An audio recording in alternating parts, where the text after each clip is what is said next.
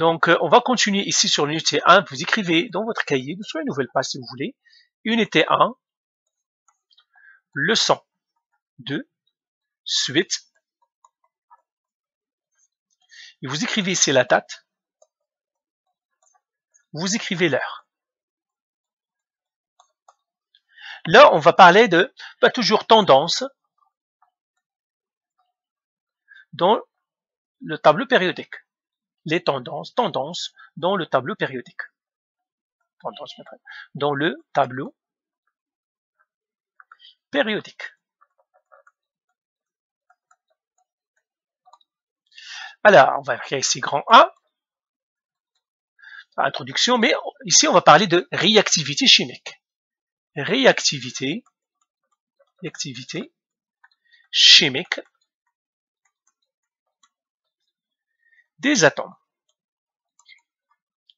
Et là, on va parler des métaux et de non-métaux, parce que leur réactivité diffère, parce que chacun cherche autre chose. Alors, les métaux, qu'est-ce qu'ils font les métaux? Cherchent à perdre des électrons. Cherchent à perdre des électrons. Donc, plus un métal arrive à perdre ses électrons, plus il est réactif. Donc, la réactivité, c'est la capacité d'un métal à perdre ses électrons. Donc, on va l'écrire ici. La capacité d'un métal à perdre ses électrons,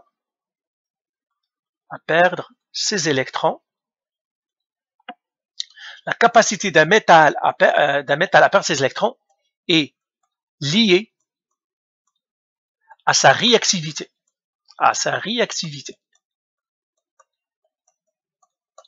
Donc, plus il arrive à perdre ses électrons facilement, c'est-à-dire plus il ne les retient pas, plus il sera réactif. Maintenant, un non-métal, lui, c'est le contraire. Un non-métal, lui, qu'est-ce qu'il fait? Il cherche à gagner des électrons. Un non-métal, dans sa réactivité, cherche à gagner ou partager des électrons. Donc lui, il ne cherchera jamais à perdre ses électrons. Il aime beaucoup ses électrons, il ne les perdra jamais. Il aimerait même en avoir plus. Donc la réactivité d'un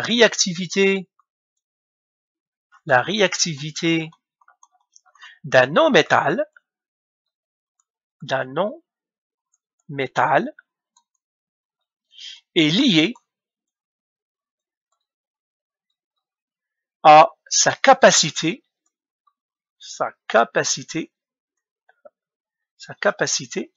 à attirer les électrons des autres atomes.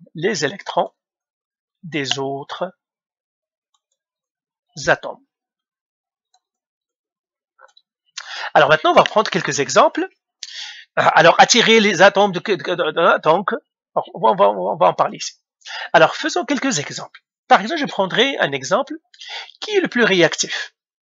Par exemple, est-ce que c'est le lithium qui est le plus réactif? Le lithium ou bien le sodium? Alors, on va l'écrire ici. Comparer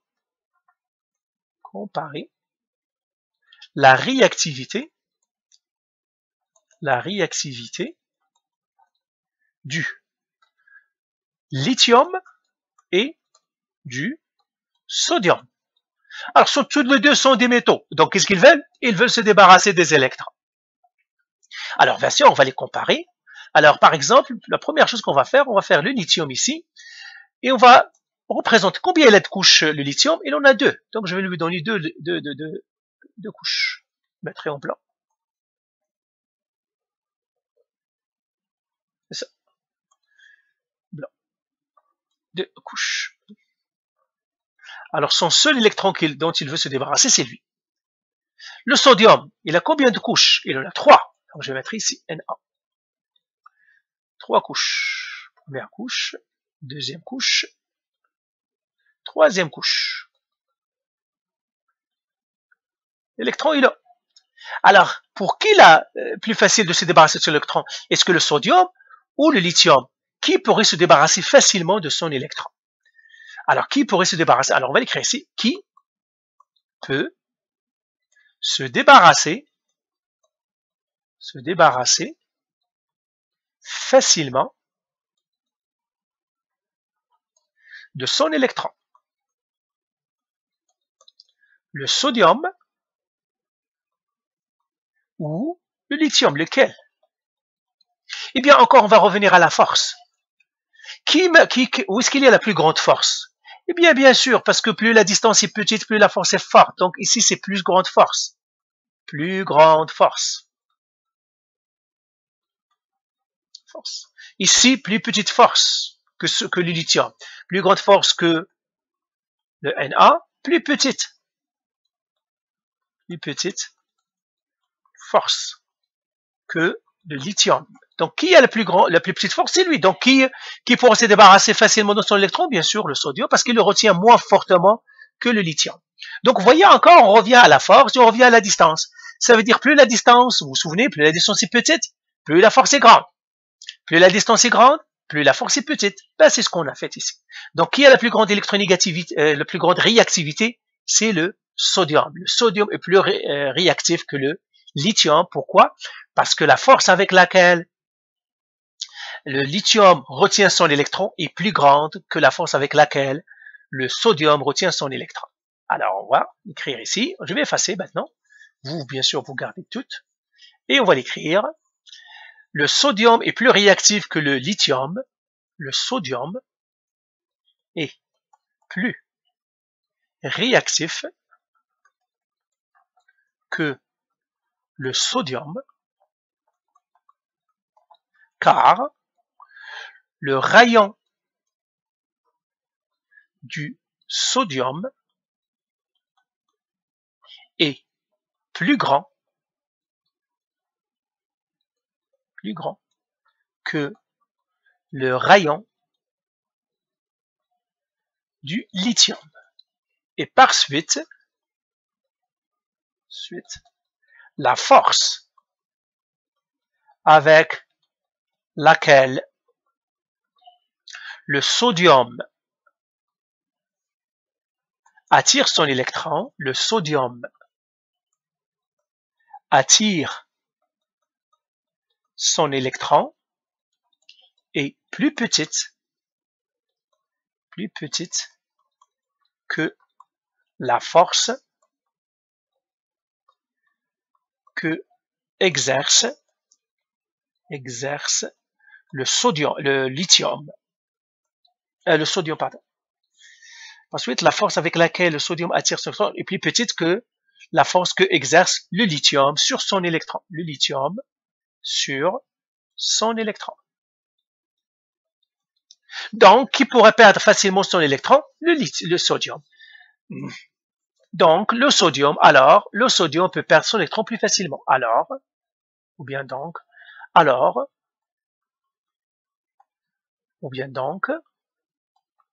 le sodium, pas de point de virgule, pourquoi il met point de virgule? Je ne sais pas pourquoi j'ai mis point de virgule. Alors, le sodium va perdre facilement son électron que le lithium. Donc là, c'est la perte d'électrons. Hein. Quand on est dans les métaux, c'est la perte d'électrons qui est importante. Donc plus le rayon est grand, plus la perte d'électrons est facile, et par suite, plus la réactivité est grande. Ok, maintenant prenons un autre exemple. Je vais prendre maintenant l'aluminium, donc comparer l'électronégativité, la réactivité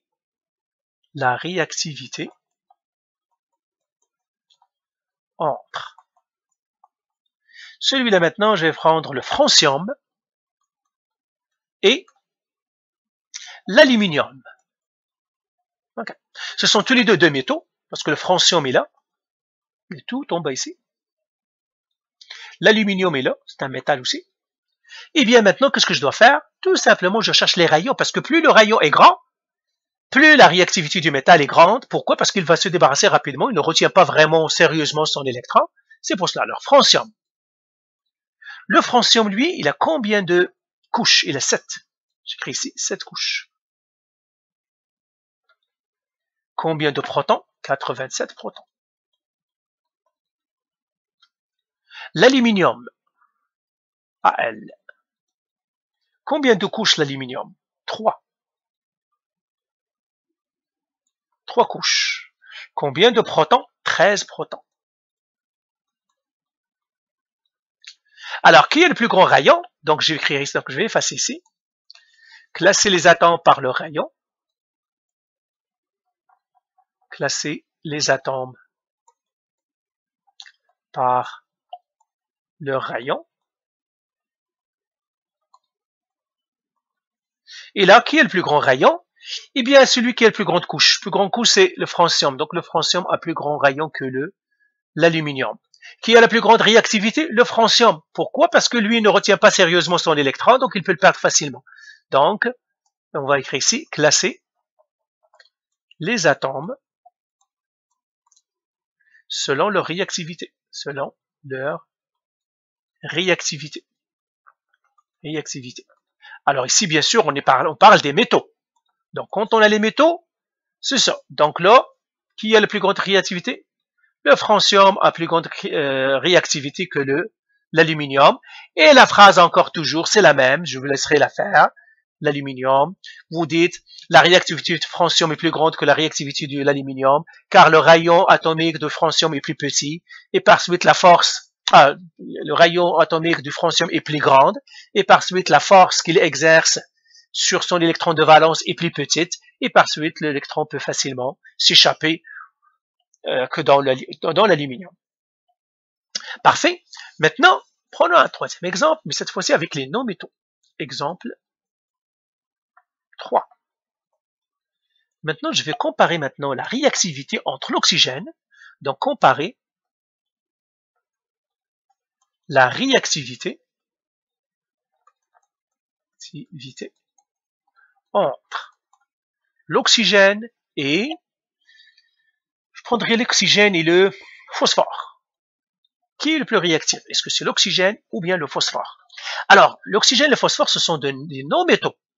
Aussi, on va faire leur diagramme de Bohr, c'est-à-dire le diagramme électronique.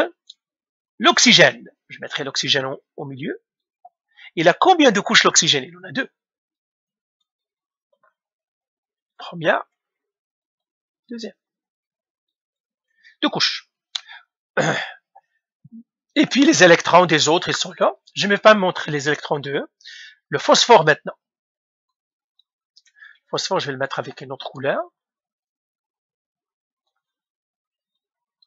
Le phosphore a combien de couches? Il en a 3. Première couche, deuxième couche, troisième couche. Très bien. Maintenant, la réactivité des non-métaux, donc je l'écris ça, ce sont des non-métaux. Eux, ils doivent attirer les électrons des autres. Les électrons des autres, par exemple, ils sont là. Par exemple, disons, le sodium, il est là, avec son électron de valence ici. Le sodium aussi, il est là, avec son électron ici. Qui va l'attirer le plus facilement, l'oxygène ou bien le phosphore?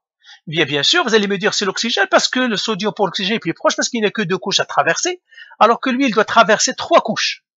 Donc, qui est le plus réactif? C'est l'oxygène. Donc, l'oxygène est plus réactif car son électronégativité est plus grande.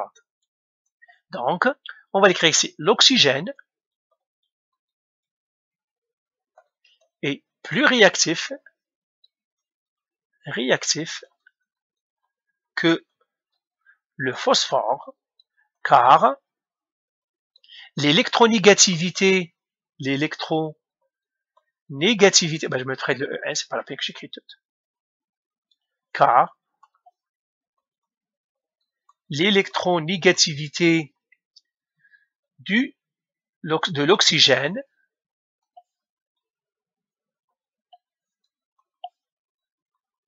est plus grande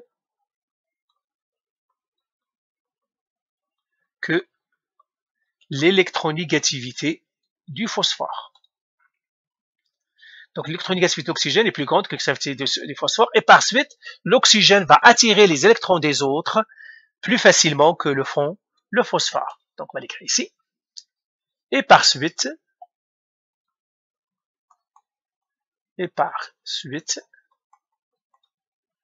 l'oxygène va attirer ou arracher les électrons des autres atomes,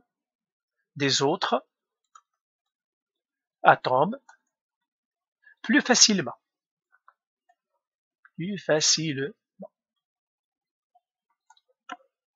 Donc plus l'électronégativité est grande, plus le... Et là, on va le faire aussi avec le rayon. Donc je vais le faire ici. Je regarde aussi le truc pour le savoir, tout simplement je fais le rayon. Parce qu'on a vu l'électronégativité, on fait avec le rayon. Donc le rayon ici, qui est le plus grand rayon ici? Eh bien c'est le phosphore qui est le plus grand rayon parce qu'il y a 3 couches. Donc le rayon, P plus grand que O. Mais P plus grand que O, qui a la plus grande électronégativité? Électronégativité, vous vous souvenez, on doit les switcher. P plus petit que O. Donc qui a la plus grande réactivité? C'est le O. Donc réactivité. Donc plus tu as plus l'électronégativité est grande, plus tu es réactif. Ça c'est le non-métaux. Hein. Donc là ici, je ferai réactivité.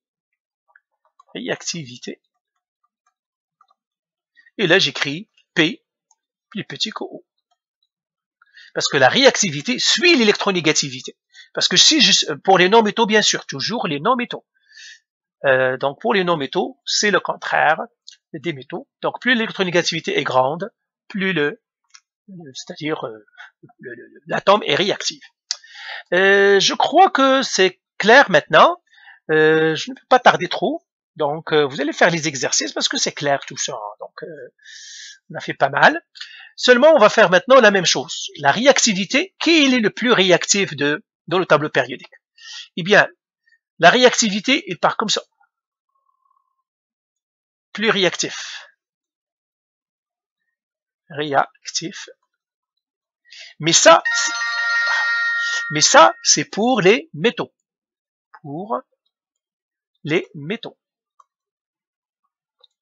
Ok? Et réactivité augmente aussi, comme ça. Tout ça pour les métaux. Maintenant, pour les non-métaux, je vais les faire en noir. Les non-métaux, la réactivité augmente en montant. Peut-être que je vais le faire dans quelle couleur? Rouge. Pour les non-métaux, c'est comme ça. Réactivité, comme ça. Non-métaux.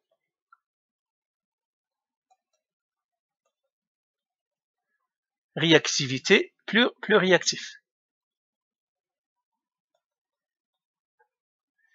Et réactivité, comme ça. Plus réactif. Alors, quel est le plus réactif des métaux? Eh bien, c'est le francium. Vous le voyez ici tout au coin. Dans les métaux.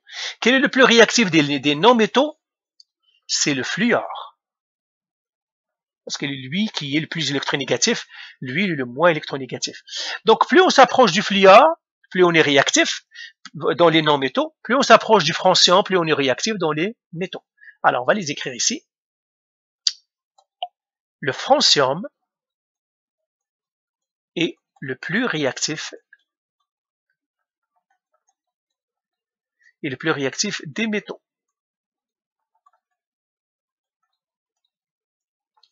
Le fluor est le plus réactif des non-métaux. Et ben voilà, donc faites les exercices. Donc on a fait les tendances, la leçon 2 est terminée. Donc bien sûr, s'il y a des questions, on va faire d'autres vidéos pour y répondre. Mais dans l'essentiel, normalement, vous ne devez pas trouver de misère à faire vos exercices. Et puis réussir l'examen.